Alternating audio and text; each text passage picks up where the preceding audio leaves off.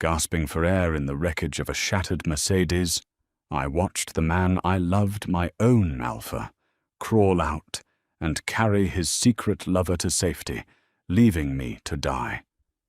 He thought I was just a penniless Omega. He didn't realize I owned the hospital they were rushing to. For 2 years, I played the role of the humble, struggling freelance consultant. I wore thrifted sweaters, lived in a modest walk-up, and split the grocery bills down to the cent.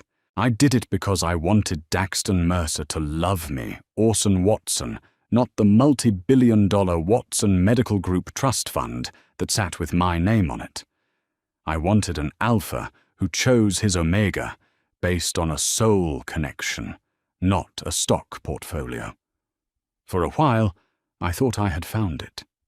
Daxton was ambitious, charming, and his scent, a warm, comforting sandalwood, made my inner Omega purr with absolute security. But that was before he landed his junior vice president role at Goldman Sachs. With the new title came a new wardrobe, a new Mercedes G-Wagon, and a new assistant Toby. Toby was a younger Omega who smelled aggressively of artificial peach and synthetic innocence.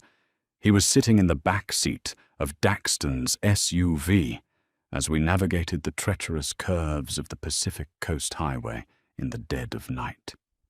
We had just left a corporate gala in Malibu.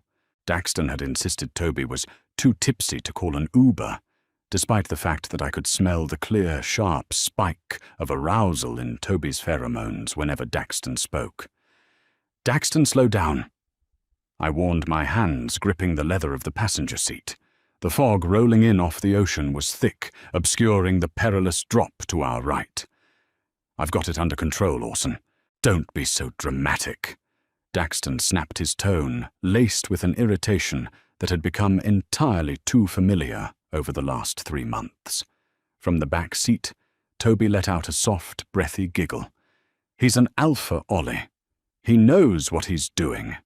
Toby chimed in, leaning forward, so his cloying peach scent wafted directly over the center console. My own natural scent, normally a calm, soothing vanilla and jasmine, soured into distressed ash.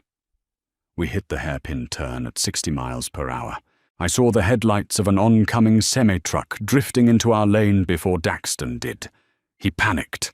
Instead of easing the brakes, he wrenched the steering wheel violently to the right. The tires shrieked against the asphalt, losing traction entirely. The world turned upside down.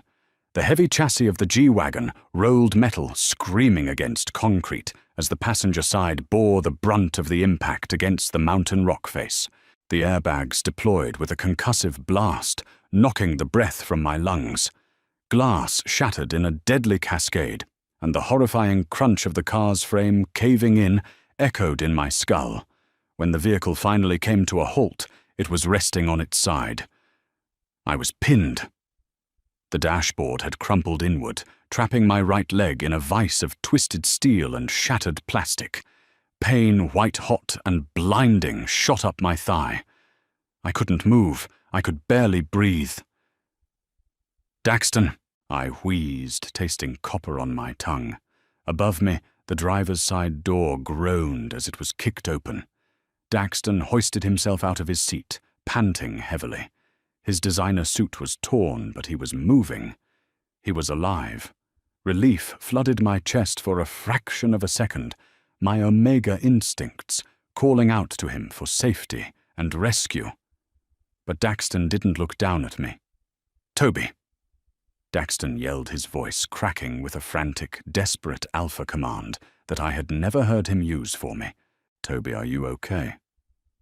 "Dom," Toby sobbed from the back seat. "It hurts. My head hurts."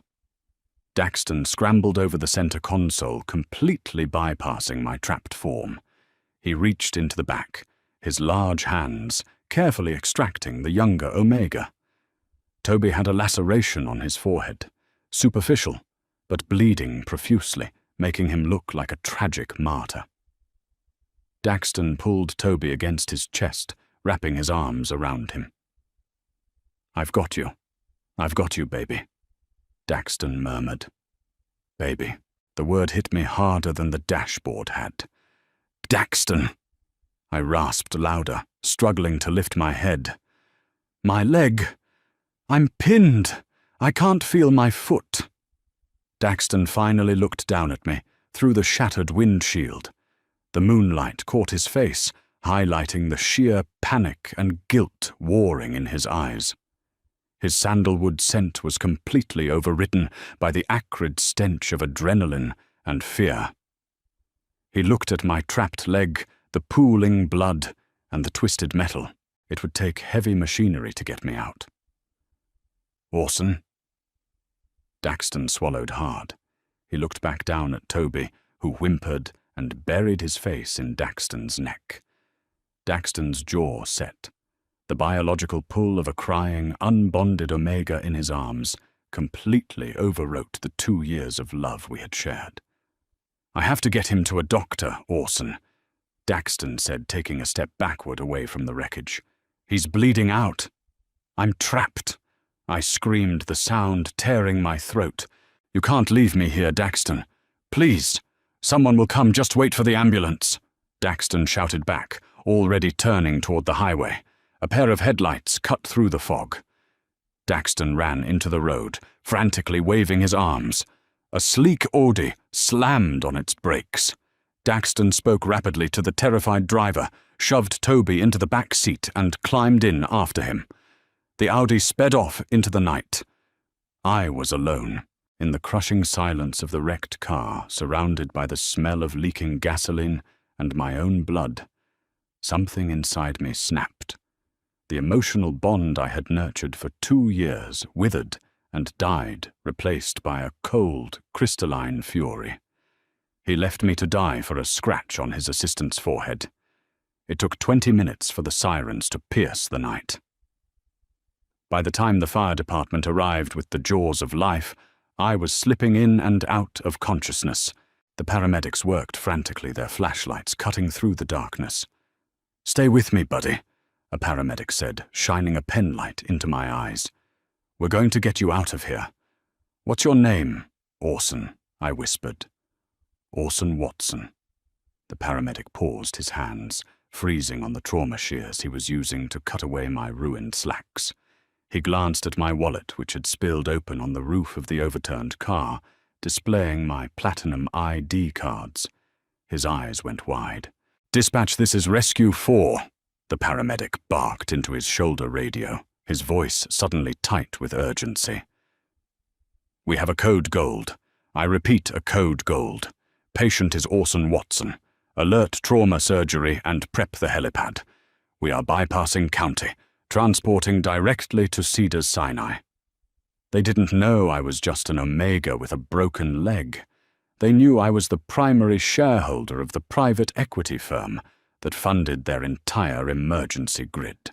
I closed my eyes as the hydraulic cutters tore the car apart, letting the cold darkness take me. I woke up to the blinding, sterile lights of the Cedars-Sinai emergency room and the chaotic symphony of medical monitors. As my gurney burst through the double doors, the usual frantic energy of the ER seemed to freeze, then multiply tenfold. Waiting in the center of the trauma bay was Dr. Alistair Griffin. Alistair was the chief of trauma surgery, a brilliant, towering alpha, and one of my family's oldest confidants. His scent, a grounding mix of rain-washed pine and crisp petrichor, cut through the antiseptic smells of the hospital, instantly calming my fraying Omega nerves. Alistair had loved me quietly for years, always keeping a respectful distance, because he knew my heart belonged to Daxton. When Alistair saw the state of me covered in blood, pale as a ghost, my leg stabilized in a temporary splint. His pheromones spiked with a terrifying protective alpha rage. "Who did this?" Alistair demanded, his voice dangerously low as he took over the gurney from the paramedics, steering me into Trauma Bay 1. "Where is Mercer? Was he driving?" "He left." I choked out a bitter, breathless laugh escaping my lips.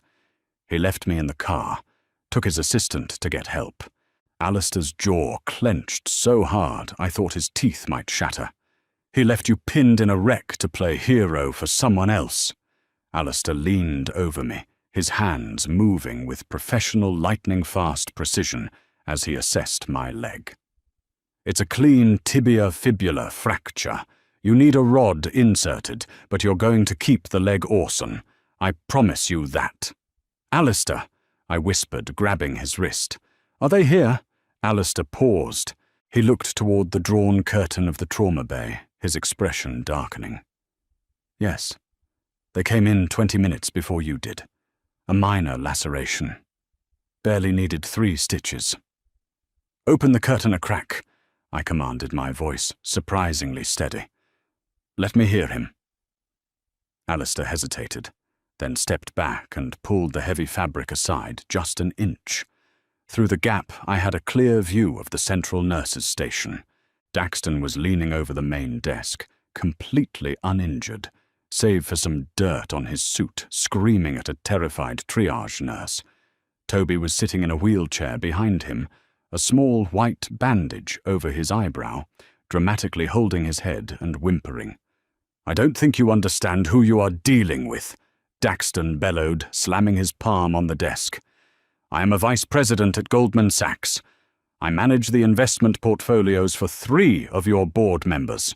My Omega needs a private VIP suite immediately, and I want your chief of plastic surgery down here right now to ensure there is no scarring, the nurse stammered. Sir, the VIP suites are reserved for.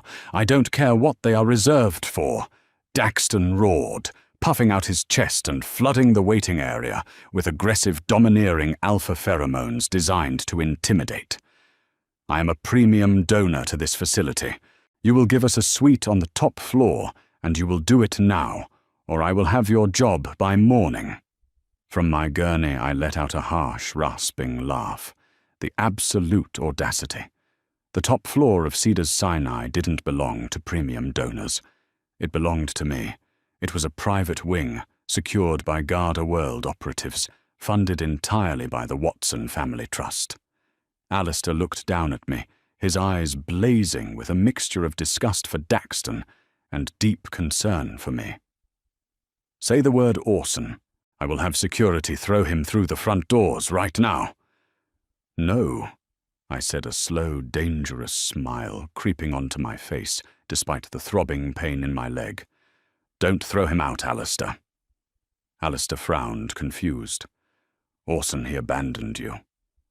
I know, I said coldly. And now he's claiming power he doesn't have, using money that isn't his in a hospital that I own. I want to teach him exactly what happens when you discard what you think is a cheap pebble, only to realize you threw away a diamond. I beckoned Alistair closer, lowering my voice so only he could hear. Here is what you are going to do, I instructed. You are going to walk out there and apologize profusely to Mr. Mercer. You're going to give him exactly what he asked for. Put Toby in the most expensive VIP suite we have on the 8th floor. Order the private chef the silk linens, the imported water. Call down Dr. Aris to look at his little scratch. Alistair's eyebrows shot up. You want to reward him? I want you to let him rack up the bill. I corrected my eyes, locking on to Daxton's arrogant stance through the curtain. Give him the billionaire treatment. Let him sign the financial responsibility waivers under his own name. And when he thinks he's won, when he thinks he's untouchable, I paused, wincing, as a fresh wave of pain hit my leg, but the adrenaline of vengeance kept me lucid. When I am out of surgery, I continued, move me into the Sovereign suite on the top floor. Once Toby is discharged, tell Daxton that the hospital administrator requires a final meeting regarding his VIP status. Then bring him to my floor. Alistair's lips curved into a sharp, predatory smile. The alpha in him clearly respected the ruthless strategy of my inner Omega. He squeezed my shoulder gently, his pine scent wrapping around me like a protective blanket.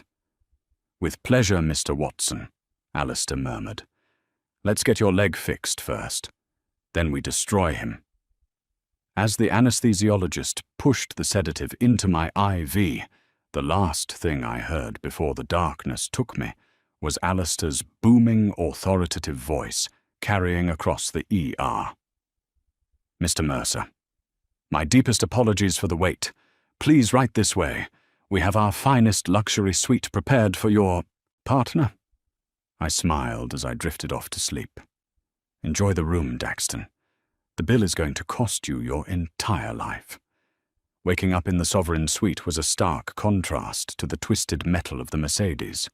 The walls were soundproofed, panelled in rich mahogany, and bathed in the soft golden glow of recessed lighting. Through the floor-to-ceiling windows, the sprawling skyline of Los Angeles stretched out like a glittering carpet. My leg throbbed with a dull, rhythmic ache, heavily bandaged and elevated, but the titanium rod Alistair had expertly installed held my bones perfectly in place. Alistair was sitting in a leather armchair by the window, reviewing a tablet. He looked up the moment my eyes fluttered open, his sharp alpha senses instantly attuned to the subtle shift in my breathing. He crossed the room, his pine scent washing over me, cool and soothing against the lingering trauma of the crash. "Welcome back, Mr. Watson," Alistair murmured, his voice a low, comforting rumble.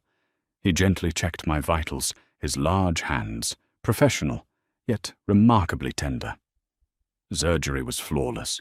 You're going to be walking without a limp in 6 weeks." "Thank you, Alistair," I rasped, taking the glass of ice water he offered. I took a slow sip, letting the chill clear the lingering fog of the anesthesia. "Tell me everything." Alistair's lips twitched into a smirk that was entirely too predatory for a healer. He tapped his tablet, pulling up a digital ledger. "Mr. Mercer has been exceptionally busy," Alistair began, his tone dripping with dry amusement. "He firmly believes he has intimidated the entire hospital staff into submission. He demanded Toby be placed in the Azure suite on the 8th floor. He also signed the premium financial responsibility waiver, boldly bypassing his insurance, because as he shouted at the billing coordinator, his time is entirely too valuable for paperwork." I chuckled a sharp sound that rattled in my chest. "How much rope did he hang himself with?" Alistair cleared his throat and read from the screen, detailing the sheer absurdity of Daxton's arrogance. "Emergency consults. Daxton demanded a top-tier neurologist and a premier plastic surgeon evaluate a minor half-inch skin laceration. Luxury accommodations.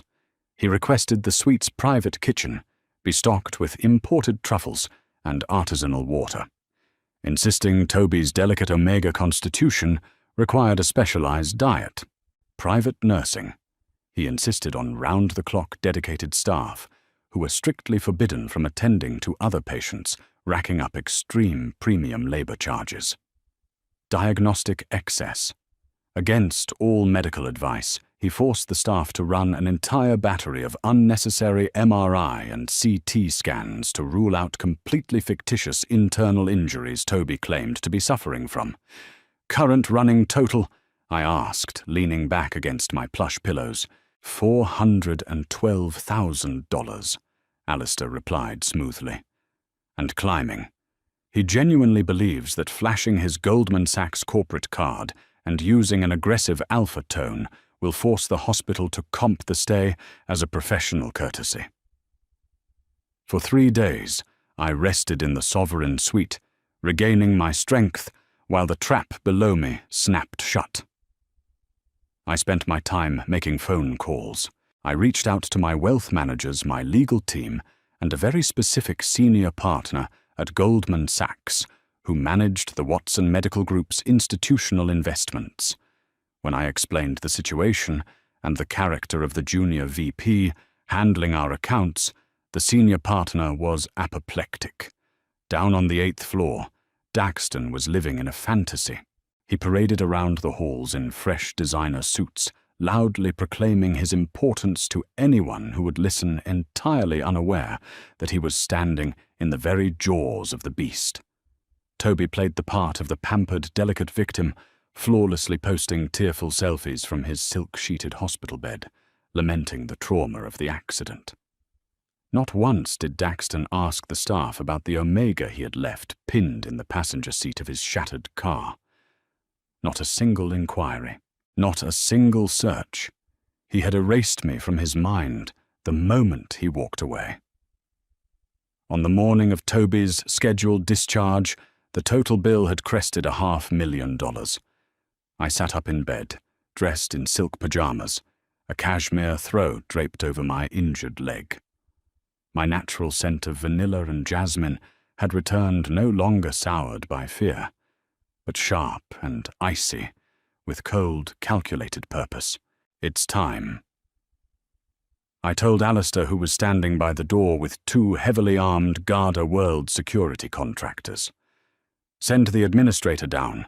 Tell Mr. Mercer, the owner of the hospital, wishes to have a private word with him regarding his VIP account. I watched the security feed on my bedside monitor as the hospital administrator approached Daxton in the 8th floor lobby. Daxton was holding Toby's designer overnight bag, looking utterly smug, as the administrator bowed his head respectfully. Mr. Mercer, before you and your partner depart, the owner of the facility has requested a brief audience with you in the executive penthouse, the administrator said smoothly.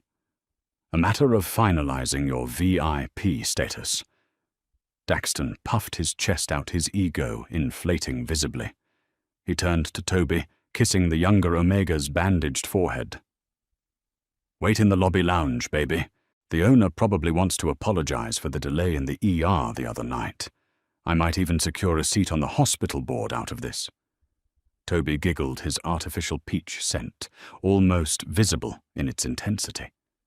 You're so powerful, Dom. Daxton stepped into the private executive elevator. He didn't know that the elevator required a biometric retinal scan to access the top floor, a scan that the administrator quietly bypassed with a master keycard.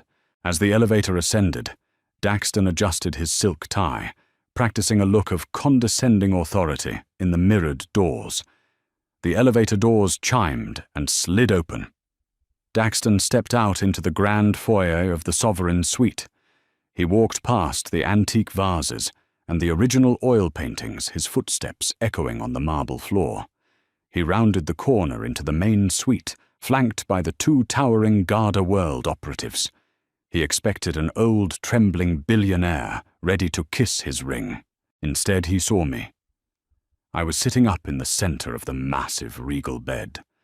Alistair stood to my right, arms crossed over his broad chest, radiating an intense protective alpha presence that made the air in the room heavy and electric. Daxton froze. The smug, practiced smile slid off his face, replaced by a mask of sheer, unadulterated confusion. He blinked, staring at my bandaged leg, and then up to my perfectly calm face. Orson Daxton's voice cracked, sounding incredibly small in the cavernous room. What? What are you doing in here? You survived. No thanks to you. I replied, my voice dangerously even. The absolute lack of emotion in my tone sent a visible shiver down his spine. I thought you were in a public ward.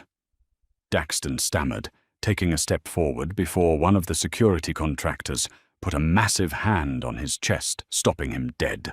Daxton looked at the guard, then back at me, his alpha instincts suddenly screaming that he was in terrifying danger. Ollie, baby, I was going to look for you, I swear. But Toby was bleeding, and I panicked. Save the performance, Daxton. We both know you didn't even ask the triage nurse if I was alive. I cut him off, picking up the thick, leather-bound folder resting on my lap. You aren't here for a reunion. You're here because you requested a meeting with the owner of the hospital to finalize your VIP bill. Daxton stared at me, his brain violently struggling to process the words. He looked at the luxury of the room at Dr. Alistair Griffin, acting as my personal vanguard, and finally at the golden crest of the Watson Medical Group, embossed on the folder in my hands. "Watson?" Daxton whispered, the colour draining from his face as the realization hit him like a physical blow. "Orson Watson, you told me you were a freelance consultant." "I consult for my family's private equity firm." I corrected, tossing the leather folder onto the foot of the bed. It landed with a heavy, definitive thud. "And you, Daxton, are standing in my hospital." Daxton staggered backward, as if he had been struck. His sandalwood scent plummeted into a terrified, acrid stench. "Open the folder, Daxton," Alistair commanded, stepping forward. His voice carried the absolute crushing weight of a dominant alpha in his own territory. Daxton flinched, but he reached out with a trembling hand and picked up the ledger. He flipped it open. I watched his eyes scan the bottom line. $524,800. This is insane. Daxton breathed his hands, shaking so violently the papers rattled. $500,000 for a 3-day stay. For a scratch and some scans. I'm not paying this. I'll sue you. I'll have my firm tear this hospital apart. "I don't think your firm will be doing anything for you, Mr. Mercer," I said coldly. I reached over to my nightstand and picked up my phone. I had a very enlightening conversation this morning with Richard Sterling, the senior partner at Goldman Sachs, who handles the Watson Trust. Daxton choked on his own breath. You didn't." I informed Richard that the junior VP managing my family's $2 billion portfolio lacked the moral character and judgment required for the position.